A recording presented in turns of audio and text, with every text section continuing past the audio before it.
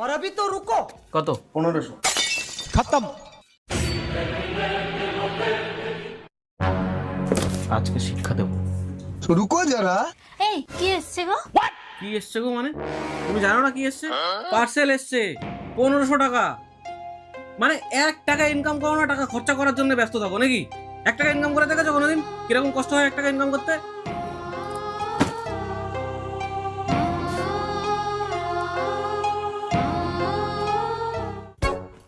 কি হলো, আমার টিফিনটা দাও, দেরি হয়ে যাচ্ছে।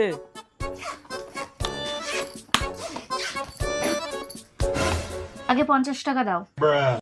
কেন?